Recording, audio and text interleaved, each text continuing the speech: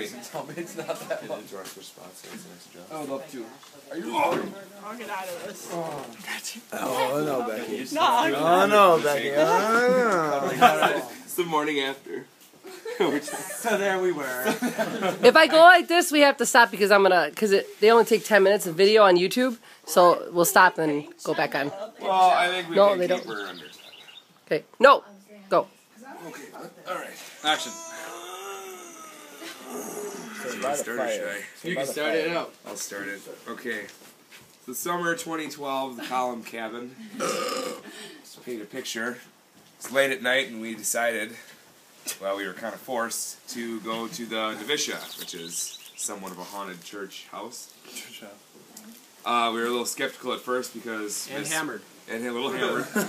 Because Miss Marie Column usually has something up her sleeve, so I was the first one to be apprehensive and think that something was up. So we were driving there, and Marie decides to try and tell us more scary stories about all the people that have died here and about banging drums, and if you hear this, you know, get the hell out of there because you don't want to be around when this kind of stuff happens. And so she drops us off and conveniently tells us that, oh, I'm just going to wait by the car. So I still think this is a setup. So Marie's waiting by the car and we all start walking. First thing we see is lights coming at us. And there's all the talk of orbs and everything with the tribal lands, and so it was a little bit freaky. But we pushed through it. Round in the corner we see the Novitiate.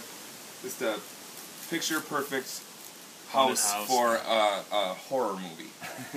And, you know, despite our best judgment, we decided to keep going to this, you know, haunted house of terror.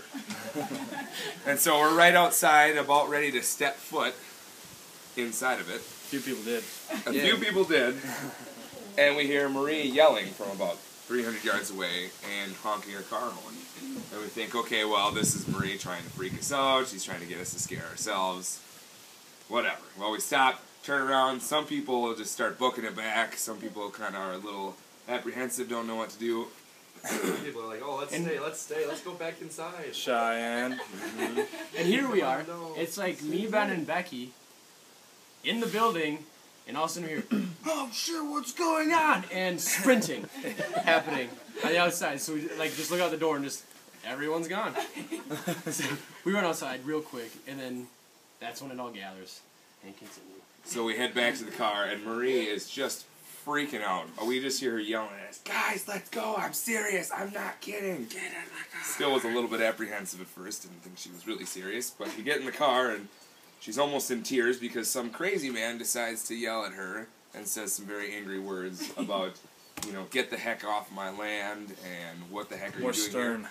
Oh. And are there more effing people in there? And he takes off in our direction. Well, we must have missed him. We get in the car and action movie style it out of there, squeal out of the driveway, and we're going down the road.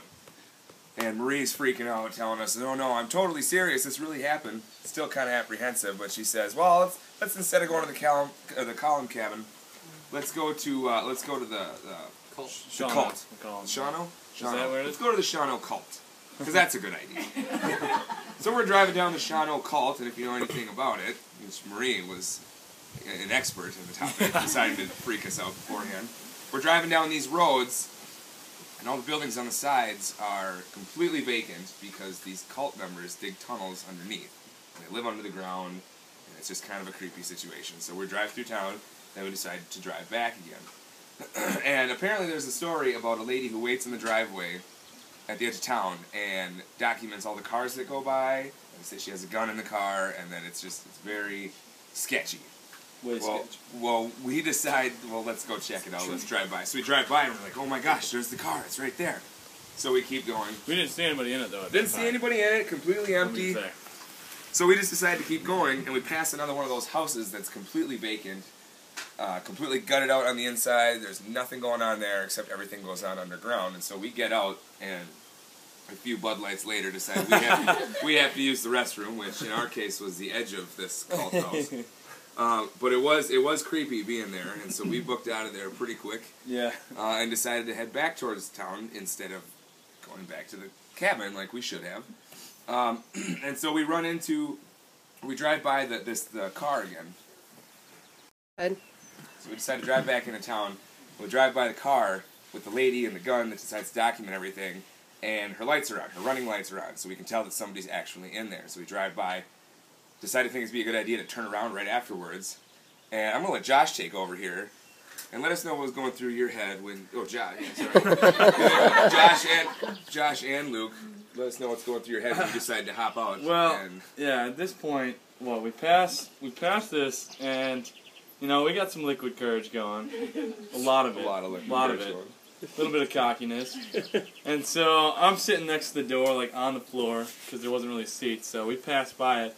And I couldn't really see anything because I was on the ground. I'm thinking she's not in there still. So I just kind of, I don't know, we get up to the stop sign, and I was asking to, go check it out, but I thought we were going to pull off. So I just flip open the door and jump out. I'm like, Mike, let's go. So me, Mike, and Josh, we pile out of the car, start sprinting at it. And then about maybe 50 feet away we get, these two on this side of the road, I'm on the right side. I'm walking up, and all of a sudden, I got my beer here. This is key. Beer is important to all of this.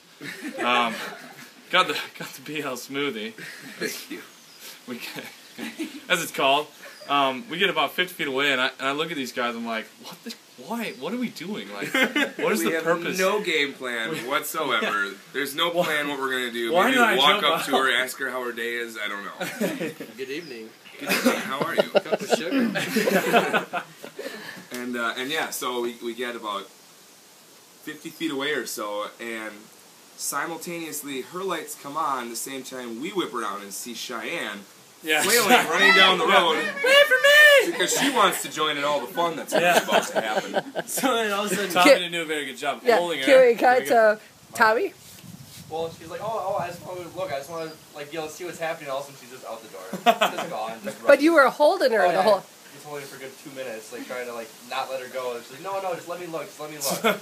It was bad. So then he let go to let her look, and she takes off running. And then that's when she meets these guys. So yeah, she gets down the road, and then all of a sudden, we turn around, and then that's when I hear also, cars moving. What? Yeah, it's moving. So we take off running. Sprinting. It's a sprint. But then I hear Luke stop, and I pause. I'm like, what is going on? And I stop and I look, and I see him bending over to take off his sandals. And keeping his beer from. The beer and the sandals were important. I was like, oh god, we're getting chased. But hold on. Just a circus. So he takes off his sandals, and then I'm like, okay, I'll just run with him. And then we take off running, and then all of a sudden, I look, I'm mind you, Mike and Cheyenne are gone. No one is anywhere. And what's Tommy? What's he doing? He's yeah. And I should say, too, that at this point, we're separated. Cheyenne and I are taken off to a gas station across the road, and these two decide to go the wilderness way and jump in the ditch. So Cheyenne and I are in the best hiding spot ever, which is under a giant spotlight with minimal coverage, just staring at the culprit who's trying to kill us right now. And these guys are in the ditch. Well, yeah, the thing was, that car was pretty close to us at the time. There was no... We're not going to run across the street, so we turned around. I got a really late start trying to get my sandals off, so we just kind of dove in the ditch. Yeah, well, we turned the corner, and that's when the lights disappeared because we were hidden. Yeah, there was like a berm there. We just skid, lay down, and... At that point, I'm scared, and you can tell him about my breathing. Oh yeah, he's laying Josh is down getting a little next upset to me. with me. He's laying down next to me, and I can see her dome light on, so I can only assume she's either got her dome light on, writing shit down, or she opened her door and is looking. So I'm laying there, and all of a sudden and I look over, I'm like, quiet your breathing. Breathe quieter. I'm like, if you keep breathing like that, she will hear you. And all of a sudden, which is what he looks at me and goes, she can't shoot us, Ken. There was multiple times I had to ask about that. I wanted to make sure. Otherwise, that's still illegal here, right? Cults can't just do that. Well, why did you think she was going to shoot you? Because you saw a laser pointer. Yeah, we saw wait. come across the ding. Oh, do we have enough? Go. In here? Yeah, we can. Well, yeah. It was Josh, you're on the right, actually. Here's the grass that was covering us. All three of them. We're laying down like complete. Is it on? Yeah. Action. Okay. It's valid. Yeah. So should we start from the? I'm like. Who's louder than that? I was breathing pretty heavy, and then all of a sudden, I didn't know what it was at first, but he's like, "There's a laser pointer up there." It's the red light. I just saw it go. Just like scanning across here. So we're down like this, like as low as we can possibly get. Like I'm afraid my feet are too high. Yeah, like My digging a head's hole down for our chin. Down like this. And we're like sitting there. This is 50 minutes past in our time. Probably 2 in real life. and then after all the breathing thing and the asking twice if she can kill us, he kind of looks at me and goes, "She's got to move, right? She's got to move." then from she's got to move, she's not gonna move. Yep. She's not gonna move. We got to do something. We got. So in our time again, another 50 minutes. Yeah, passed. another 50 minutes. And he kind of looks at me and goes, should we go? Or should we wait? I didn't say anything. I was thinking at this point. And then he goes, I'm having a conversation with myself. and he goes, Josh, what do you think we should do? yeah. I think we need to go. Are you sure? Yeah, I think so. I think it's time to go. She's not gonna move. She's not gonna move. We gotta go. Where's the van? And then all of a sudden, Come on, the and van. all of a sudden the countdown starts. Yeah. Go on 3. Yeah, here we go on 3. And then I 1, look 2, at 3. him. And I'm like, what? Okay, he's real. I book it, grab my sandals again. Well, they're still in my hand. Beer, upright at all times. I was right next to him for a little bit, but I'm like, I'm gonna go. We take off across this highway that goes through Shauna, right? Ray, He you was have ahead. to say that Cheyenne and them got in the car. Yeah, Oh, yeah, it's Mike. simultaneously Yeah. to the heavy breathing countdown part of the story. Mom Cheyenne was and driving I. away. Well, Marie decides to drive away because she wants to be a decoy for this car to follow her, so we can get the No, we have soldiers no out idea. from combat. There we are laying in the ditch, have no idea where the vans are going. And so Cheyenne and I, well, to back up the story of the gun, we hear pop, pop, pop, pop, like pellet guns coming from that direction. And hitting So we were the van. So we were pretty sure they were completely fearless with taking our lives. By pellet gun. Or whatever they had there. Grenades, I don't know. And so me and Cheyenne, well, I should say this time, Tommy gets out of the van, and Marie told us that he's completely serious because he gets out of the van, and everyone's like, Tommy, get back in the van. Having a conversation in his head, should I go? Do I save my friends? Am I going to be the hero right now? 2 cars coming. I was like, I don't want to get hit. And so, Wouldn't help. and so he just takes off in a That's not dead gonna sprint happen to me anyway. and Cheyenne, who are, ducked under a Mountain Dew sign under the spotlight. Because that's the best place to hide when you're being chased by a So killer. I decided to run in the middle of it and hide behind the gas pump. Yeah, turn the camera That on. would make it much better. So he's hiding. As mom is like driving to the car getting like shot or whatever, and then Bonnie's like on the far side of the gas station. We're like, we need to get in the car, but they're like not gonna come by us. So then Just whips into the gas station, door already open. Didn't even really stop for us. We just run. Pretty impressive. I take a dead head first dive into the van for safety. We get in and drive away. And I mean, props to Bonnie for the getaway car driving skills, because that was pretty impressive. And What was fearless out of everyone, though? Ben and Jill. Ben, your About take? the weather and Not a Ben? drip of sweat. Not a drip of sweat. Ben, your take?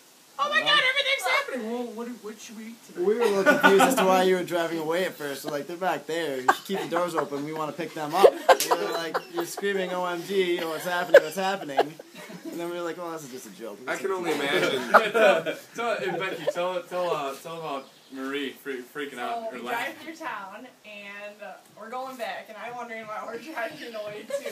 All of a sudden we pull into a subdivision, turn around, there's no car. She just stops and starts geeking out for a good 2 minutes, just sitting in the front. And I'm like, what is going on? Let's go get them. And she's just laughing. No cars are coming. She's not waiting for anyone to pass her. Just sitting there laughing. I was like, there's like people like getting killed back there. FYI, that was not Becky. Becky was like, what's going on? Why are you just sitting here? I can only imagine the sheer levels of confusion in both vans when we were running through the cult area of Shawano for our lives. Speaking of And confusion, stop. Wait. That was Tommy. yeah. Speaking of confusion, the one van drives by. We don't hear it, but supposedly they're yelling, "Get in the van, Luke! Get in the van!" Everyone's worried. Where's Luke? Where's Shine? What's happening? I'm lying right next to him. Name doesn't come up once until I'm running towards the van. Oh, Josh. Oh, hey, yeah, Josh, give me two. Make room. We only had room for one, but we need two, I guess. 2 bodies are coming. So we basically the conclusion of the story. We get back in.